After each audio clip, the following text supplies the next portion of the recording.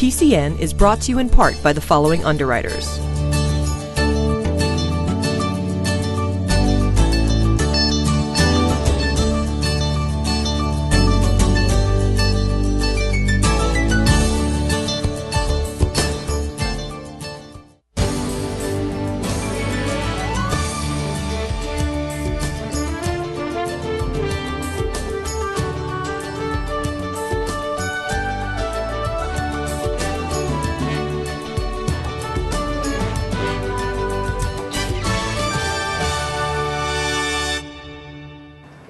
Welcome to PACTV Community News. We have a great show for you tonight with stories from Plymouth, Duxbury, Pembroke, and Kingston. We'll hear about new heat pump technology and learn what it's like to have solar installed in your home. We'll visit a 24-hour live reading of Governor William Bradford's journal and meet a young, hopeful meteorologist. We visit the Big E Fair with a Plymouth connection, and we'll start a new series called Doctor's Orders. Town Talk brings us to Duxbury, and we begin tonight's looking back at Duxbury's history during the abolition. The Duxbury Free Library recently wrapped up its Book Breeze summer reading program with a multi-tiered event looking deep into the book, The Invention of Wings. PCN's Brian Sullivan made it over there to speak with the organizers and the keynote speaker.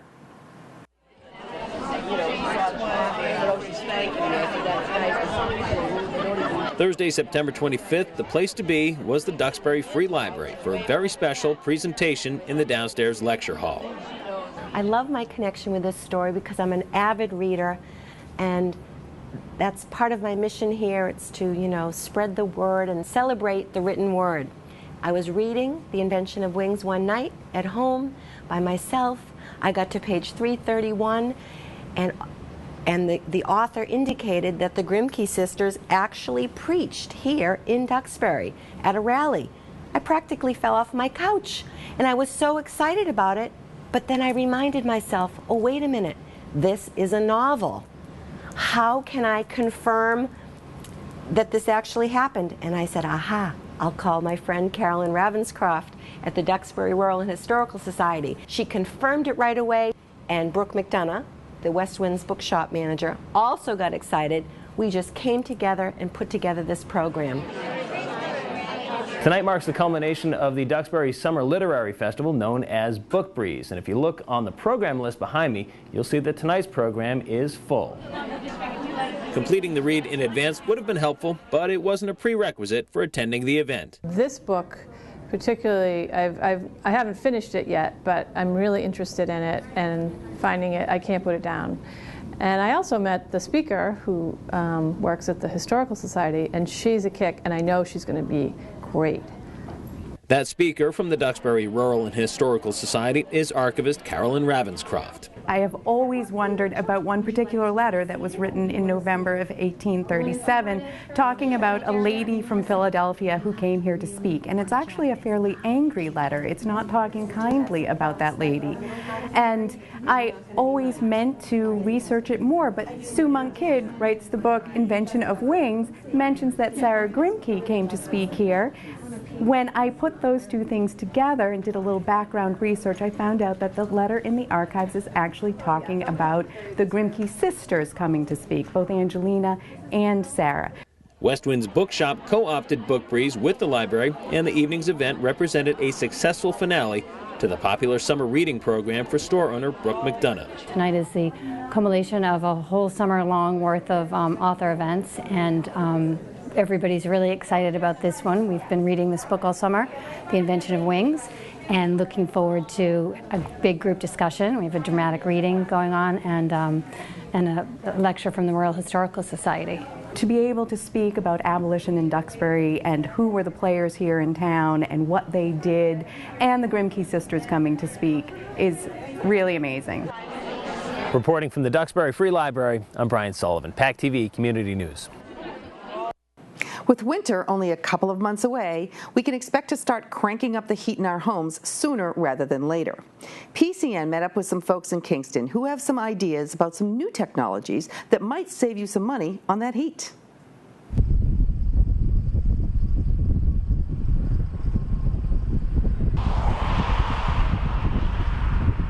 Our biggest challenge in opening this business is to educate the local people in the performance of heat pumps and what they are and how they can be beneficial in most instances in most homes.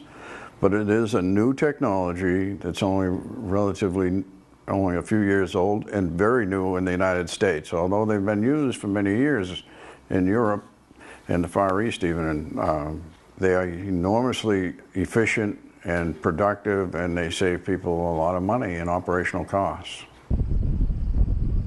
The big thing about these outdoor units within the last few years, the inverter technology, that's the big thing about these. That's where the savings comes from. So inside there's coils, there's fans. The coil, it can actually heat the refrigerant that's going through the lines. It can actually take warm air from outdoor temperatures as low as 0 degrees. You would think that it's 0 degrees outside, how can you get heat from 0 degrees? But it's pretty easy to generate heat from 0 degrees if we're talking about mixing it with -200.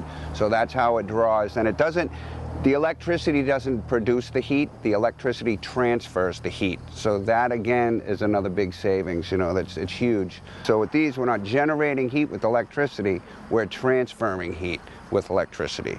We're trying right now to team up with a couple of solar companies because these things, you can run them for almost free with solar panels, and I know that's like the way that it's going to is a lot of you drive around, you see the solar panels on the house. These things you can run for almost free with the right solar. Anybody can save money using heat pump technology. Solar energy has become a major player in the never-ending energy needs in our country. Pembroke has a new business in its mix called Solar City, and PCN met up with them to hear more about what it's like to have solar in your home. Solar City is a provider of solar power installations. Massachusetts especially has been extremely welcoming of that. With the Green Jobs Act and a lot of things that have been passed by the state of Massachusetts, we've been able to grow really quickly here, which has been great. South Shore especially, I think, has been extremely welcoming of us. This has been a great market for us since we opened. Staffing has been awesome. The response from the community has been awesome. A lot of people have come in offering to, help with our dumpster services or cleaning services right off the bat, which really helped us ramp really quickly here, which was great. We send out someone who we call a surveyor who will take care of all the measurements, measure the roof, check out the electrical panel, take photos, and bring back all the information that the design team needs to design the system. Solar panels are on the roof. Most of our panels are comprised of silicon wafers, which contains a lot of photons and electrons. When the sunlight hits that, they stir up really crazy and create DC electricity, direct current. From there, we bring it down the side of the house or internally in the house and tie into the home's electrical system. So we tie directly into the electrical panel, and the home would consume directly anything that it needs. Whatever the overage is during the day, you're not using all your power, it goes back to the utility company. And the utility company buys it at a rate set by each utility company is different, buys it at a rate and then discounts your bill at night when you're pulling power back. So essentially it gets consumed directly, excess goes back, and then at night when you're not producing, you pull from the utility company. So in a lot of ways we're using the utility as a storage facility. Net metering is what it's called. The meter actually spins two ways and documents both what it pulls and pushes. And our goal is to see a dramatic reduction of somebody's bill to where their payment to us, which is fixed over 20 years, and the payment to the utility company is going to be a savings in month one. There's a vested interest for us to install the highest quality systems possible, so they produce, they don't have any issues, and if they do, when you enter that 20-year agreement, we actually maintain them for 20 years as well. So if there was to be any issue, whether it be something falling on the array or any kind of damage, we're going to get out there right away and fix it. We monitor the systems along with the homeowner. Solar City is really, really happy to be here in Pembroke and to be on the South Shore, and we're looking to continue to grow. We are definitely hiring. Even though we've doubled in size in terms of new hires here since we got here, we're not slowing down. We're definitely hiring both licensed and apprentices, licensed electricians and apprentices, and permitting functions, inspection functions. There's a lot of roles that we're looking to fill here. The Plymouth Historical Alliance sponsored a unique event last month, a 24-hour live reading of Governor William Bradford's journal of Plymouth Plantation. This is a first-hand account of the early Plymouth colony, including relationships between the English and the Wampanoag Indians, the first harvest, and the deadly winter of 1621. Many people volunteered to read sections of this journal, and PCN stopped by to listen. What we're doing tonight, we're calling Bradford Cover to Cover, and it is a marathon reading of Bradford's of Plymouth Plantation. It's been organized by the Plymouth Historical Alliance, which is a local consortium of the historical organizations in Plymouth.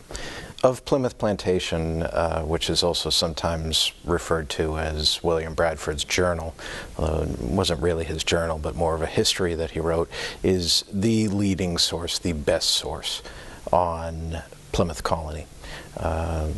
Most of what we know about the settlement of Plymouth, the early days of Plymouth, comes from William Bradford's journal. It's an incredibly essential piece of early American history, and it's really wonderful in a way to hear it read aloud, because you sort of get Bradford's voice. He's a little more witty than you might think when you're just reading it on the page.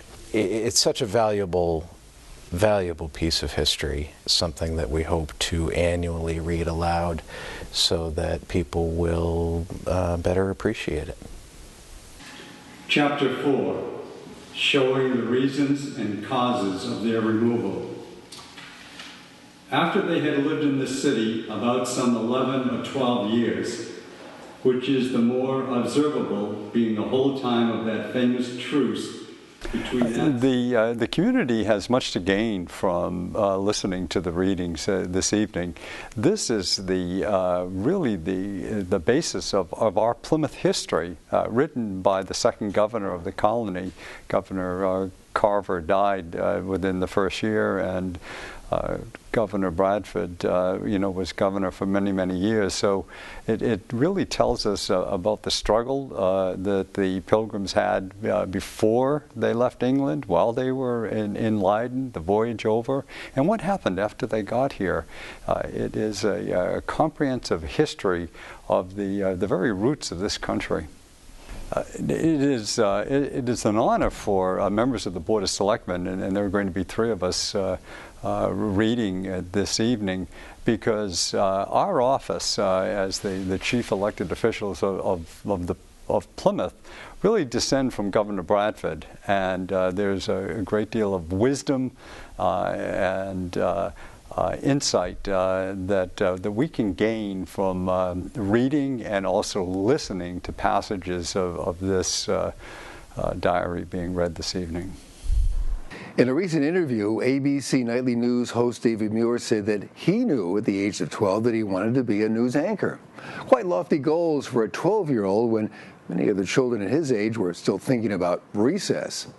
Well, we found someone who, by the age of 3, knew he wanted to become a professional meteorologist.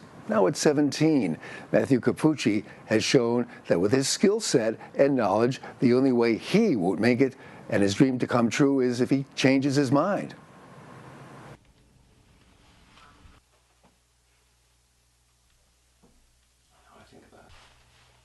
And good Wednesday, everybody. It seems like the hottest days of the summer have come towards the end of the season, which is not necessarily what we'd be expecting. Take a look. Highs today generally ranging from the upper 70s. Honestly, this has really been a fascination since birth for me. I mean, probably when I was 2 or 3 years old, I was always interested in the weather, and by the time I got to 6 or 7, after I watched a documentary about tornadoes and severe weather, that's when it really became a major passion for me, and I actually used my first communion money when I was 7 to purchase a video camera for storm chasing. However, once we get towards the latter portion of this week, that's when things begin to change, because we had this... I do 3 forecasts every week for the public access from Pembroke to P-Town. In addition, I've worked in the past to do some research in collaboration with the National Weather Service, basically on waterspouts that form ahead of storms, and as a result, I've attended numerous conferences out in Nashville, San Francisco, as well as Lake Tahoe, California, and I've been trying to expand this research in the recent days to include tornadoes. The operation is fairly low-tech. As a matter of fact, after attending Howell, Helping Others While Learning, taught by Warren Phillips, who is actually now a National Teachers Hall of Fame awardee. And anyway, he introduced us to green screens and Mac computers, which I've used to integrate in terms of forecasts and what I do. So I have a Mac computer in which I produce all my graphics. And behind me, I always have a green screen. And basically, the computer replaces anything it sees with green with graphics and maps that I prepare, so it appears as though I'm standing in front of maps. Lately, that is some very sultry, soupy air, and that's been contributing to why it feels so much like summer outside. Believe it or not, all the maps and graphics I produce are directly from PowerPoint, or the PowerPoint equivalent for Mac, and I record anything that happens on the screen, and behind it I just put another layer on the green screen so it looks like I have the graphics behind me. At 82 degrees for Plymouth, it's 79 down once we get to Bourne. Over the Cape and the Islands, generally looking around... By age 25, my dream job would be working for the Weather Channel, so I can cover all regions. There's always something happening in the United States in terms of interesting weather, and I want to be the one to tell people and share my enthusiasm for the weather with people around us, and at the same time help improve public safety and basically get people to take the word that threatening weather is approaching. You have one last week of summer, get out and enjoy it, because it appears that things will, as always, change. That's my latest forecast. We'll be back on Friday with more. The Big E is the largest fair in the Northeast. It happens every September in Springfield, Massachusetts. One of the signature attractions is the Avenue of the States, which features New England states and aspects from them. This year featured Plymouth County, and PCN stopped by to see it all.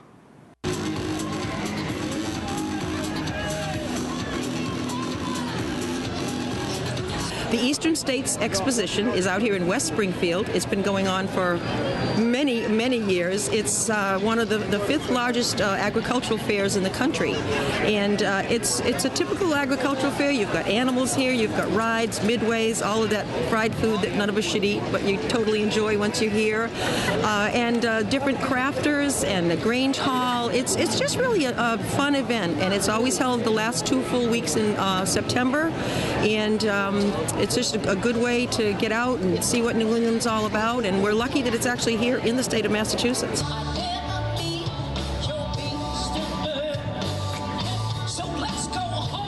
Well, we have over 5,000 head of animal on the grounds over 17 days, from horse, cattle, we have horse pilling, we have oxen, you'll have sheep, goat, a lot of 4-H activities for kids, we have chick hatchery.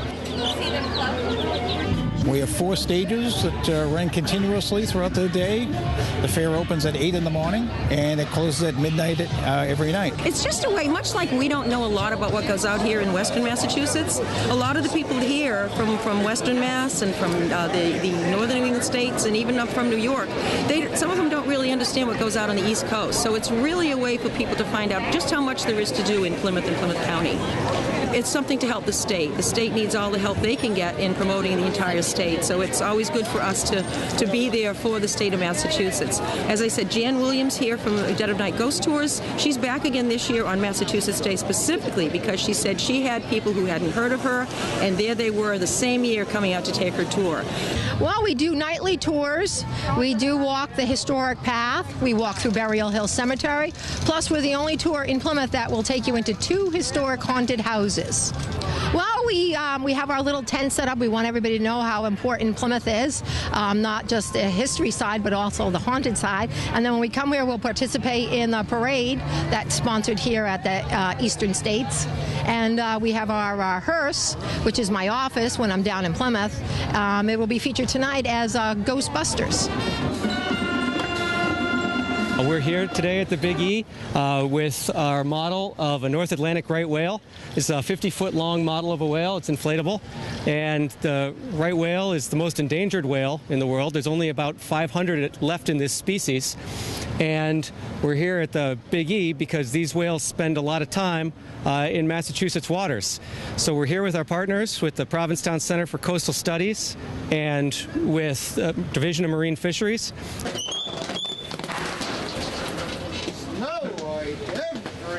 Today we're just out and about fulfilling our mission of bringing ice sports to families and children and people of all ages. It's fantastic exposure. There's tons of people here. We're right in front of the Massachusetts building, and all of our 23 locations are in Massachusetts, so it's great exposure to exactly the people we want to see.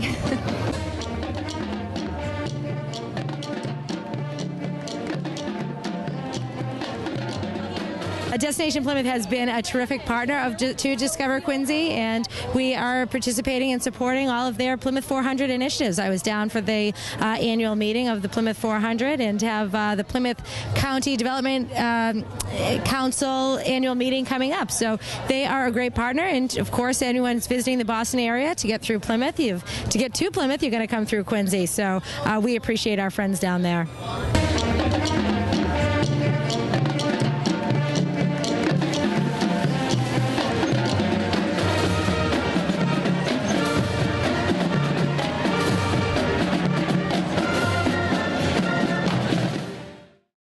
PCN has a new series starting this week called Doctor's Orders. We've teamed up with Beth Israel Deaconess Hospital in Plymouth to bring you health information from top experts. Our first in the series is Breast Cancer Awareness Month.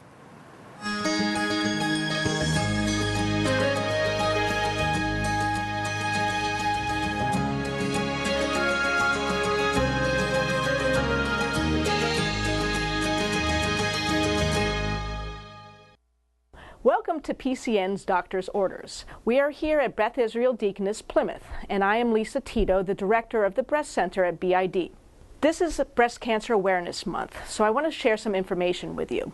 There's been a lot of press recently about the unimportance of mammograms. I'm here today to tell you it's still very important to get your mammograms. What you've heard is people do not need their mammograms between the age of 40 and 50 nowadays because, first of all, breast cancer is not that common in that age group, and that is true. But the important thing to know is you still get breast cancer between the age of 40 and 50. In fact, about 30% of our breast cancers happen before menopause. So you do need to get screened. The other issue you hear is it causes too many unnecessary tests. And again, that is true. We are going to stick a needle in 10 women's breasts in order to find only 2 breast cancers. But unfortunately, the only way to find those 2 breast cancers is to stick a needle in 10 women's breasts, and I'm okay with that. I think it's the best thing in the entire world for me to tell those 8 women that you don't have breast cancer. And we do that to find those 2 women's breast cancers. The other thing about women who are 40 to 50 years old, your breast cancers are different. They tend to grow faster, so it's important to screen you every year. And they get aggressive when they get large. Therefore, if I find those breast cancers early, I can change your future. One thing glossed over in the press was that there was a 15 to 30% improved mortality with mammogram screening. Meaning, if you get your mammograms every year, you have a 15 to 30% less chance that you're going to die from that breast cancer. That's gigantic. Gigantic. A lot of women will take chemotherapy because that it'll improve their survival by about 5%. We can reduce your mortality by 15% just by getting your mammograms. And the difference about mammograms is, as opposed to chemotherapy, is they don't cause nausea. They don't cause your hair to fall out. They don't make you sick and miss work. Yeah, they might be a little uncomfortable. You might have to get a needle put in, but the bottom line is they save your lives. So get your mammograms starting at the age of 40 every year. Thank you for listening to this segment, and I hope you get your mammograms, because those are the doctor's orders. Beth Israel Deaconess Hospital Plymouth is hosting a women's health symposium entitled Lessons to Live By for a Better You on Thursday, October 23rd from 6 to 8 p.m. at Indian Pond Country Club in Kingston. The symposium features female physicians from BID and best-selling author Kelly Corrigan. The event is to celebrate the Breast Center's 5 years of service. This is free and dinner will be provided. You can register at the number below. Town Talk this week will be from Duxbury's very own town manager, Rainey Reed.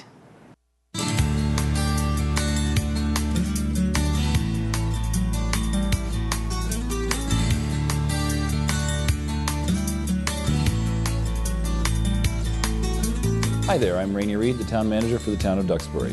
On August 28th, our new beautiful middle school and high school were officially opened, and an open house was held on that date for the general public. The overall reaction has been extremely positive, and the students and faculty appear to be adjusting quite well to this new environment. During the course of the summer, we enjoyed terrific beach-going weather, and thankfully the residents and non-residents were able to take advantage of it by visiting Duxbury Beach without any closures. This year, more piping plovers visited our shores than ever before, with 26 pairs having arrived.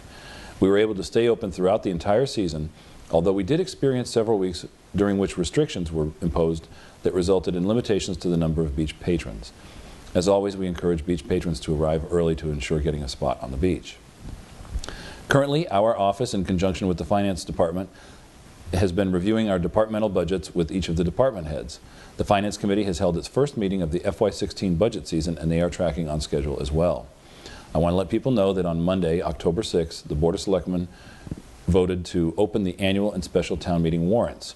The deadline for the submission of annual town meeting and special town meeting warrant articles with explanations to the town manager's office will be due by the close of business on Tuesday, December 2nd.